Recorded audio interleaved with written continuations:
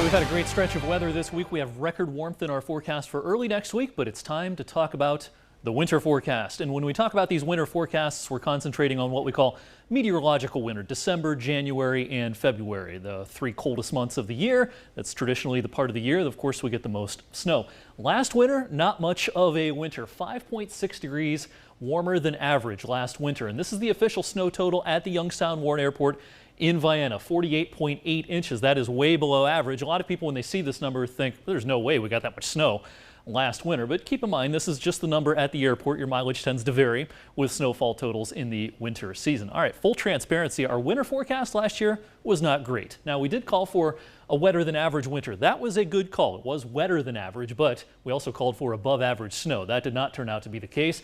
We also called for near average temperatures. Our forecast was not as cold as a lot of forecasts I saw last year, but still a near average temperature forecast was not good considering how warm it was throughout all of last winter. So that begs the question, can we do this? Can we do these seasonal forecasts? And the answer is yes. There is skill in these seasonal forecasts, not as much skill as your standard 7-day forecast that I show you every evening, but we can do this. That being said, it is getting a little bit harder, I think, because of climate change. The earth, the oceans, and the atmosphere warming so rapidly that it makes these forecasts, I think, a little bit more difficult. This winter characterized by a La Nina, and a pretty strong one at that. And La Nina is the cooling of the waters in the equatorial Pacific Ocean. This specific part of the Pacific Ocean can influence weather patterns across North America during the winter season.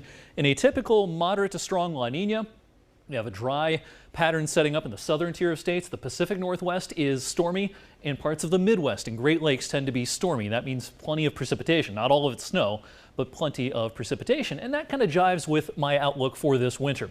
Dry in the south, and around our region, it probably will be a season featuring above average precipitation. That means all kinds of precipitation, rain, sleet, snow, and the whole 9 yards. When it comes to actual snow, though, here is my local forecast. Now, of course, amounts are always highest in the north thanks to lake effect up in northern Trumbull and northern Mercer. All of these amounts are higher than last year's snow totals, but still somewhat below the average. I'm not expecting a particularly snowy winter this year. When it comes to temperatures, cold weather will be the call in the Pacific Northwest, but around here, I think it's very likely that we'll have a warmer than average winter. I'm giving that a 60% chance. I also think on top of that, there's about a 1 in 4 chance that it's very, very warm this winter. In fact, I think there's a 1 in 4 chance that this will be a top 5 warm winter across our area. Now, if things go a little sideways once again with the forecast, I think there's a small chance, a 15% chance, if you will, that this colder outcome ends up being right, but it's still not a very cold outcome. It's just kind of an average winter.